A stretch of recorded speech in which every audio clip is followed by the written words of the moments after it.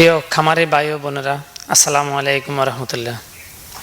আমি মোহাম্মদ দিদারুল ইসলাম, আল মদিনা হাঁস farm and hatchery, পশ্চিম সর মসজিদ, সুবর্ণচর, গ্লোব বাজার, নোয়াখালী। আমার হ্যাচারিতে আপনার খাকি ক্যাম্বেলের বিভিন্ন হাঁস পাবেন, বিশেষ করে 1 মাস, 2 মাস, 3 মাস, 4 মাস, 5 মাস এবং 6 মাস বয়সী রানিং ডিম পাড়া হাঁস নিয়ে যারা ফার্ম করতে চাচ্ছেন তারা অবশ্যই আমার সাথে যোগাযোগ করবেন এবং আমার খামারে এসে দেখে যাবেন। আজকে আমরা আপনাদের সামনে একটা গুরুত্বপূর্ণ বিষয় নিয়ে আলোচনা করতেছি, সেটা হচ্ছে হাঁসের একদিনের বাচ্চা বোর্ডিং পদ্ধতি বা পালন পদ্ধতি। সর্বপ্রথম আমরা বাচ্চাগুলা যে হ্যাচারি থেকে নিই, সেটা আমার থেকে হোক বা অন্য কোনো হ্যাচারি থেকে হোক, হাঁসের সবচেয়ে গুরুত্বপূর্ণ যে জিনিস হচ্ছে বিষয়টা হচ্ছে আপনার বোর্ডিং ব্যবস্থাপনা। আমরা যেখান থেকে যে হ্যাচারি থেকে আনবো চেষ্টা করব 1 টাকা রেট বেশি হোক কম হোক ভালো মানের বাচ্চা আনার জন্য, যাতে ইনব্রিডিং না হয়। বাচ্চাটা আনার পরে সর্বপ্রথম বাচ্চা যেখান থেকে আনি না কেন, বাচ্চা আনার পরে বাচ্চাটাকে আমরা 10 মিনিট পরে, আনার 10 মিনিট পরে আমরা বুডারে ছাড়বো। বুডারে ছাড়ার সময় সবসাথে গুরুত্বপূর্ণ দিক হচ্ছে আমরা বাচ্চাগুলো একসাথে আমরা ট্রেটাকে কাট না করে বাচ্চার ট্রেটার উপরের অংশটাকে খুলে আমরা ন্যাকড়া বা যা নেট যেটাই দিই ওটাকে খুলে বাচ্চাগুলো 2 হাত দিয়ে ধরে আস্তে আস্তে আলতো পাবে, যেহেতু এটা ছোটো বাচ্চা নরম, একটু বাচ্চাগুলো আস্তে আস্তে দিতে চেষ্টা করব। সম্পূর্ণ বাচ্চাগুলো বুডারে দেওয়ার 10 থেকে 15 মিনিট পরে আমরা স্যালাইন মিশ্রিত পানি হোক, লাইসোবেট হোক, গ্লুকোজ হোক, যে কোনো একটা জিনিস দিতে চেষ্টা করব এবং সেই পানিটা অবশ্যই বিশুদ্ধ পানি হতে হবে। আজে বাজে পানি থেকে আমরা বিরত থাকতে হবে, যেহেতু এই পানির উপর নির্ভর করবে তাদের প্রথম জীবন রক্ষাটা। সেখানে আপনি সবসময় গুরুত্ব দেবেন, যদি পারেন আপনারা ভালো মানের কলের পানি দিতে চেষ্টা করবেন। তার পাশাপাশি অবশ্যই আপনার প্রথম 24 ঘন্টা লাইসোবেট, গ্লুকোজ, স্যালাইন মিশ্রিত যেটাই পানি দিয়ে যাবেন, যেটাই পারেন আপনারা দিয়ে যাবেন। ঠিক পানি দেওয়ার 10 থেকে 15 মিনিট পরে সর্বপ্রথম আমরা ব্রয়লার স্টার্টার ফিড দিব। এবার অনেকের প্রশ্ন, ভাই ফিডটা কীভাবে দেব? যেহেতু বাচ্চাটা ন্যাচারাল জিনিস, আপনার কেউ ইনকিউবেটরের মাধ্যমে ফুটে থাকে, কেউ তুষারি কেনে, আপনার যেটাই হোক বাচ্চাটা প্রাণীর জিনিস, সে আদৌ খানা দেখে নাই, মা বাপ ছাড়া তারা বাইর হচ্ছে আপনার একটা মেশিন থেকে অথবা একটা তুষারি কেনা পদ্ধতি থেকে। সেক্ষেত্রে আমরা তাদেরকে শেখার তাগিদে আমরা প্রথম দিন বা প্রথম 1 দিন থেকে 2 দিন বাচ্চাটাকে আমরা খাবারটাকে ছিটিয়ে দিতে চেষ্টা করব। তার চোখের সামনে, তার পায়ের সামনে যেটাই পাবে সে সেটাই খাবার মনে করবে, সেটাই সে খাইতে চাবে। সেক্ষেত্রে প্রথম দিন বা 2 দিন যদি আমি পানির পাত্রের পাশাপাশি খাদ্যটা ছিটিয়ে দিতে পারি, সেক্ষেত্রে তারা খাবারটা শিখবে। দ্বিতীয় দিন থেকে আমরা চেষ্টা করব খাবারগুলো যাতে নষ্ট না হয়, সেক্ষেত্রে আমরা পাত্রে দিতে। এবার আরেকটা গুরুত্বপূর্ণ বিষয় হচ্ছে, বেশিরভাগই দেখি যে আমরা পানির পাত্র আপনার যে কোনো খামারে দেখে আপনার পানির পাত্র বড় বড় নিয়ে নেয়। তারা ভাবে যে পানির পাত্র মনে হয় বড় দিলে পানিটা দীর্ঘক্ষণ থাকবে, পানি যায় হাঁসের বাচ্চা খাইতে। আসলে এটা ভুল ধারণা। সবসময় আপনার চেষ্টা করবেন পানির পাত্রটা যত ছোট নিতে পারেন।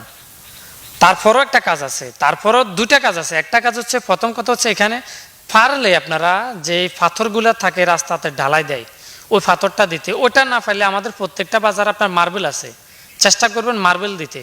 আরেকটা উপায় আছে, আপনারা চেষ্টা করবেন সুতার কাপড়, আর সুতার কাপড়কে আপনার চারদিক থেকে একটু মোড়া দিতে, তাহলে ওখানে পানি উপরের দিকে উঠবে না, ও ঠোঁট দিয়ে একটু একটু একটু চেপে চুষে খাবে, তাহলে বাচ্চাটা ভিজবে না। গুরুত্বপূর্ণ বিষয় আরেকটা হচ্ছে, আপনার পানির পাত্রকে চেষ্টা করবেন এরপরেও যদি দেখেন যে বাচ্চা ভিজে যাচ্ছে, আপনার পানির পাত্রটাকে মাটি থেকে প্রথম দিন 1-1.5 ইঞ্চি 2 ইঞ্চি উঁচা করে দিতে। সেটা আপনার নিচে কোনো কিছু দিয়ে হোক বা সুতুলে দিয়ে বাঁধা দেওয়া হয়, যেভাবে আপনাদের সুবিধা হয়। তার জন্য কি করতে হবে, একটা সুতলে দিয়ে বাঁধা দিতে হবে, উঁচু উপরে কোনো একটা আপনারা যাই বলেন, খুঁটি বলেন, যেটা বলেন ওটার সাথে বেঁধে দিবেন।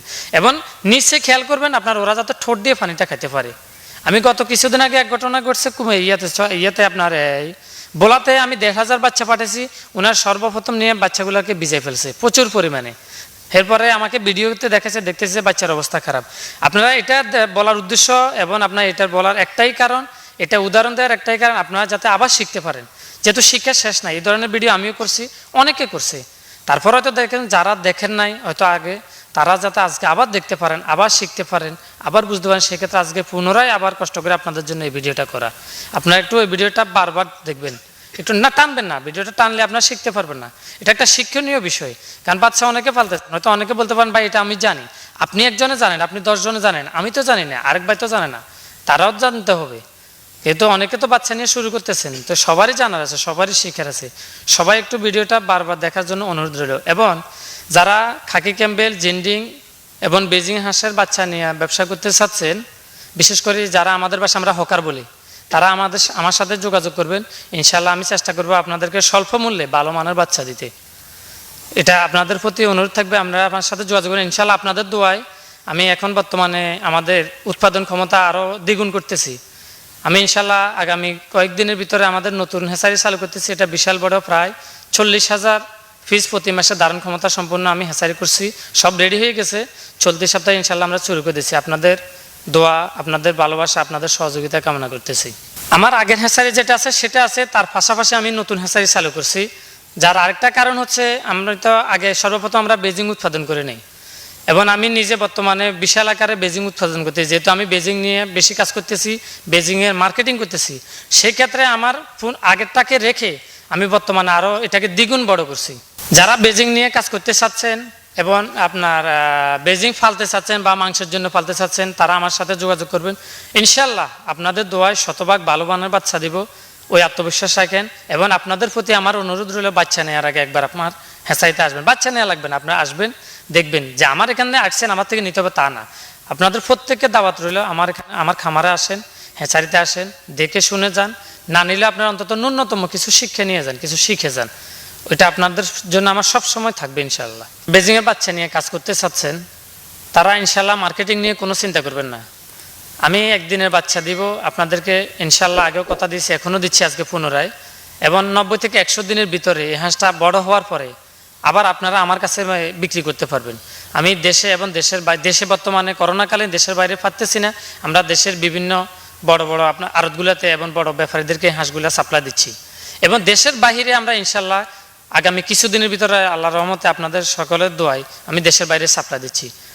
করোনাকালীন সময়টা শেষ হয়ে গেলে ইনশাল্লাহ আমরা দেশের বাইরে মাল সাপ্লাই দিতে পারবো। আপনারা ইনশাল্লাহ কোনো এ ব্যাপারে অন্তত কোনো চিন্তা করা লাগবে না। এই বলে আজকের মতো এখানে শেষ করছি। আসসালামু আলাইকুম রহমতুল্লাহ। হাঁসের বাচ্চার ব্রুডিং কালীন কী কী পদক্ষেপ আপনাকে গ্রহণ করতে হবে, কিভাবে বাচ্চা নামাতে হবে, কিভাবে পানি দিতে হবে, কিভাবে আপনার খাবারগুলো খাওয়াতে হবে, আপনারা অনেকেই জানেন। যারা জানেন তাদেরকে জানাচ্ছি সালাম, আর যারা জানেন না তাদেরকে এই ভিডিও সহকারে ইউটিউবে অনেক ভিডিও পাবেন, সেখান থেকে আপনারা শিক্ষা গ্রহণ করে হাঁসের বাচ্চা পালন করুন। অনেক বছর যাবত হাঁস পালন করছেন, তাদের কাছ থেকে আমরা শিক্ষা গ্রহণ করে আমাদের নিজেদের হাঁসের খামারটি পরিচালনা করব। এভাবে আমরা সফলতা অর্জনের দিকে আমরা এগিয়ে যেতে পারবো। আর সেই বিশ্বাস রেখেই আমি হাঁসের বিভিন্ন প্রতিবেদন আপনাদের সামনে উপস্থাপন করার চেষ্টা করি, যাতে করে যারা জানেন না তারা জানতে পারেন, আর যারা জানেন তাদেরকে শুভেচ্ছা জানাচ্ছি। আজকের প্রতিবেদন এই পর্যন্তই। পরবর্তী ভিডিও আবার নতুন নতুন তথ্যবহুল আলোচিত বিভিন্ন ভিডিও নিয়ে আপনাদের সামনে হাজির হব। সে পর্যন্ত আপনারা ভালো থাকুন, সুস্থ থাকুন। আল্লাহ হাফিজ।